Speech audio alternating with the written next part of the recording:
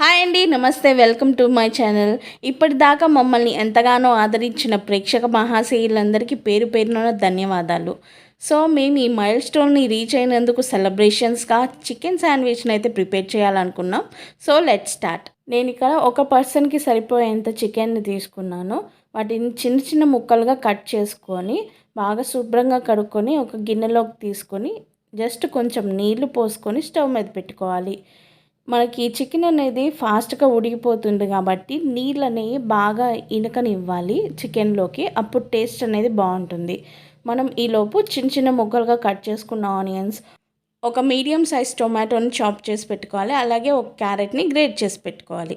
తర్వాత ఒక గిన్నెలోకి 1 టేబుల్ స్పూన్ దాకా మైనీస్, 1 టేబుల్ స్పూన్ దాకా టొమాటో కెచప్ వేసుకోవాలి. ఇలా మనం రెండింటిని బాగా కలిసేదాకా కలుపుకోవాలి.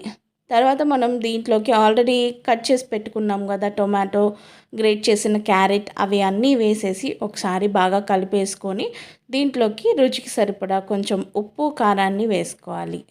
మీలో ఎవరైనా నా ఛానల్ని ఫస్ట్ టైం కనుక చూస్తున్నట్టయితే తప్పకుండా సబ్స్క్రైబ్ చేసుకొని పక్కనే ఉన్న బెల్ ఐకాన్ని క్లిక్ చేసేసి ఆల్ అనే ఆప్షన్ని క్లిక్ చేసేయండి. ఇలా మనం కొంచెం ఉప్పు, కారం, అలాగే మిరియాల పొడి వేసుకొని అలాగే ఉడికించిన చికెన్ ముక్కలు వేసుకొని ఒకసారి కలిపేసుకొని ఒక పక్కన పెట్టేసుకోవాలి.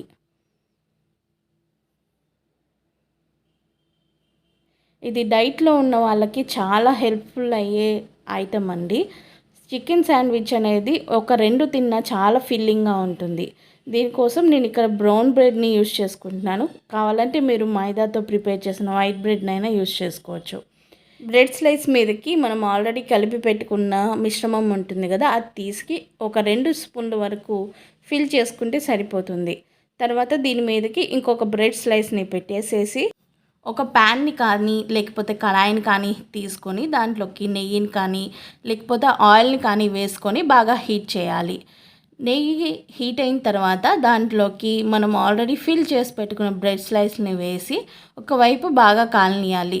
ఇంకొక వైపుకి కూడా జస్ట్ అట్లా నెయ్యిని అప్లై చేసి మనం ఇంకో వైపు బ్రెడ్ మనకి 2 వైపులా బాగా కాలిన తర్వాత దీన్ని తీసి సర్వ్ చేసుకోవచ్చు.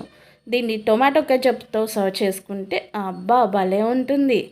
సో డైట్లో ఉన్న వాళ్ళు తప్పకుండా ట్రై చేయండి. జస్ట్ 10 to 15 మినిట్స్లో మీ డిన్నర్ అనేది రెడీ అయిపోతుంది. మీకు కనుక ఈ వీడియో నచ్చినట్టయితే ప్లీజ్ డు లైక్, షేర్.